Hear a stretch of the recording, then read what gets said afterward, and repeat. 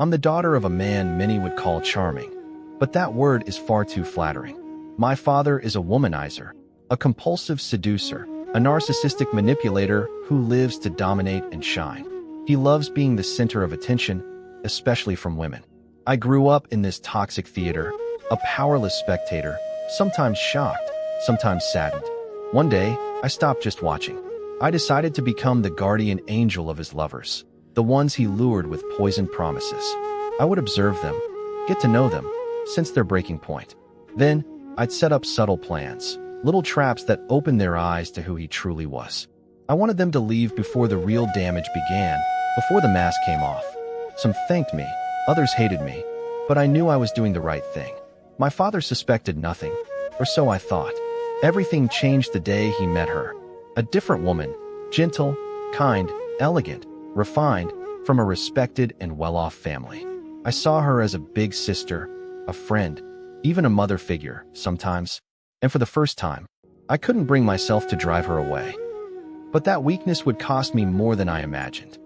Her name was Camille, and from the first look, I knew she wasn't like the others. Not shallow, not naive, not easily fooled. She had this calm, that sincere smile, that rare emotional intelligence. She treated me with kindness, spoke to me like I was an adult, and above all, she respected me. She asked about my dreams, my tastes, what I loved or hated. With her, I felt seen, heard, important. I spent more and more time with her, laughing, cooking, talking about everything. And for the first time, I caught myself wishing my father would truly change. But deep down, I knew it was a fantasy. He would never change. He never intended to. Still, I held on to hope for her. Days passed, and Camille was still around. I started dreaming of a future where she would stay with us.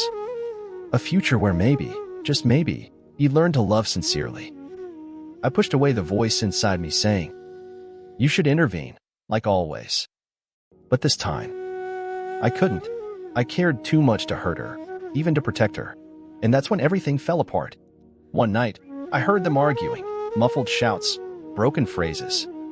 I crept down the hallway, heart racing. "You'll never change," Camille shouted. "You want to control me like all the others, but I see right through you." Then, I heard my father laugh. A cold laugh, mocking, cruel. He said, "You thought you were different?" Camille ran out, eyes red, cheeks trembling. And I just stood there. The next day, she left. No goodbye, no message for me, just a sad glance from afar. I stayed in bed for hours, wondering if I had failed my mission. Then, my father entered my room and said something that shook me. "You've gone soft. You couldn't even get this one to leave." I stared at him, stunned. He knew, all along. He knew it was me, driving them all away. And he counted on me, to do the dirty work, to keep his image clean. In that instant, something inside me shattered. I felt nothing. No anger. No sadness. Just emptiness. I was his tool, his silent accomplice, his cover. He had used me, to hide his cowardice, to avoid blame. I locked myself in my room. Days passed without a word.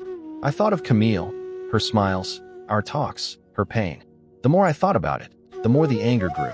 Not explosive, but slow, cold, calculated. He had used me, and he needed to pay. That's when the idea was born. The plan. I wanted him to know what it felt like, to fall in love, to hope, and to suffer.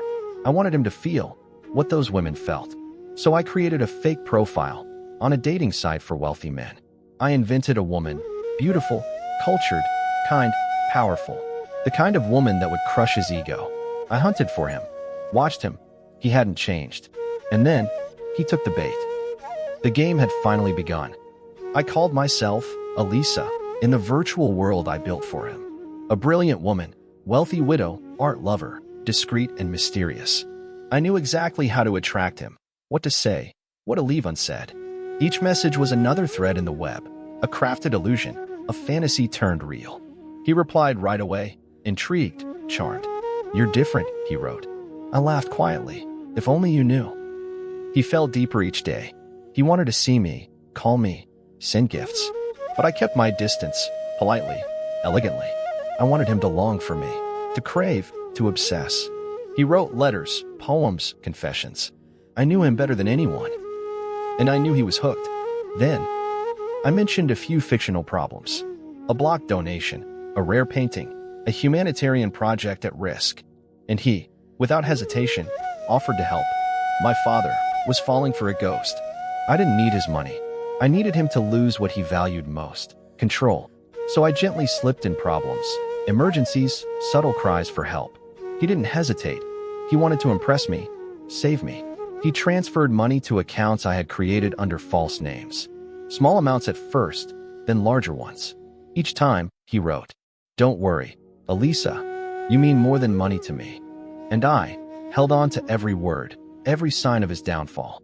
I watched him unravel, spending hours glued to his phone, ignoring real life. He waited for me, his fantasy, his perfect love. He pulled away from friends, distanced himself from real women. He was becoming, finally, vulnerable. He thought he loved me, but he only loved a mirror of his fantasies. And I savored every minute of this slow, quiet justice. He talked about me to everyone, as if I were already his wife. He made plans, dreamed out loud. But the moment was coming, when I'd reveal it all. So I decided to shatter him all at once, and let him taste the bitter sting of abandonment. One night, I stopped replying. No messages, no calls, nothing. He waited, an hour, a night, 3 days. Then the panic set in. Did I offend you? Are you sick? Please tell me you're okay. I watched him lose his grip, little by little.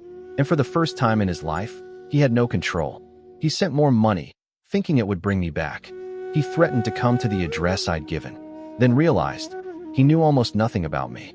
Elisa didn't exist. Just words, stolen photos, a fantasy built by his own vanity. He fell silent. I watched from a distance. He'd lost weight. His eyes were hollow. One day, he locked himself in his room for 2 days. I knew then it was time. I invited him to a cafe through an anonymous message. He came, hands trembling, eyes swollen. And there I was, sitting in front of him. No wig, no mask, just me. He stared, confused. Then the truth hit like a slap in the face. He stared at me, speechless, breathless. I calmly said, "It was me, from beginning to end." He laughed, a broken, nervous laugh. "You're joking," he whispered. I didn't smile. I told him everything. Camille, the others, his words, my hurt. I explained that I wanted him to feel what his women felt. The hope, the longing, the waiting, the betrayal. He went quiet, still, like a man who'd lost a battle he didn't know he was fighting. Then, I handed him an envelope. Inside were bank receipts, proof that every cent had been returned. He didn't touch the envelope. He just looked at me, ashamed, and with something unfamiliar in his eyes, pain. I stood up. Before leaving, I said, "You were a broken mirror. I just wanted you to see your reflection." I walked away, leaving him alone, destroyed, defenseless. And for the first time in a long while, I felt at peace. But the story wasn't quite over yet. After that day, I didn't see him for weeks. He didn't text, didn't try to speak. But I heard from others, he wasn't doing well. He stopped flirting, stopped going out, avoided people. Then one day, I received a letter, written in his own hand. No blame, no anger, just a confession. He told me about his childhood, his violent father, his fear of love. He said he understood, that through Elisa, he'd seen himself. And he was ashamed. He thanked me, not for the pain, but for the wake-up call. "You broke me in the right way," he wrote. "And if I ever become a better man, it'll be because of you." I read that letter over and over. I didn't cry, but something in me softened. I never wanted him to suffer forever. I wanted him to learn, to change. And it seemed that maybe, just maybe, he was. But with my father, I could never be completely sure. Months passed, and I saw signs. Small ones, quiet, but real. He greeted people sincerely. Didn't interrupt women to talk about himself. He listened, really listened. He even reached out to 2 former lovers, just to apologize. He didn't ask for anything in return, only to make things right. I kept my distance, cautious, skeptical. I didn't want to believe too soon. Then one day, he invited me to dinner. At his home, no drama, just a simple meal. And he said, "I've learned that seduction isn't love, and dominance isn't existence." I didn't praise him. I just watched in silence. And he understood that actions would matter more than words. And he did act. Not for me, not to prove anything, but because he needed to. For the first time, he was becoming a man. Over time, we learned to speak again, not like before, not through roles and masks, but with honesty, simplicity, respect. He didn't apologize every second. He moved forward, clumsily, but genuinely. One day, he told me, "You gave me the greatest lesson of my life. And yet, I'm your father." I didn't reply, but I knew he finally understood. He approached women without seducing them, just to talk, share, without pretending. Camille came back once, by chance. He apologized, without trying to win her back. She thanked him, politely, then left, but I saw the weight lift from his shoulders. That day, I realized my revenge wasn't an end. It was a passage, a bridge between the man he was and the one he could become, and me. I was ready to close the chapter, but not without the final line. Today, I stand before you, telling this story, not for applause, but for understanding. To understand that even abusers can change if they're forced to see themselves. To know you can love someone without accepting the unacceptable. My father didn't become a saint, but he's no longer a monster. And me, I'm no longer anyone's guardian angel. I'm just a woman who dared to break pain before it broke her. I regret nothing. Not the traps, the lies, the confrontation. Because sometimes, to heal someone, you have to make them bleed. And to save yourself, you must destroy what you thought you had to protect. Today, he lives simply. He loves quietly, listens deeply, steps back. And me, I live free. Free from that mission I placed on myself. Free from a past that no longer controls me. If you see a man with a changed gaze, who listens instead of talks, maybe that's him. And maybe you'll see what I've finally accepted.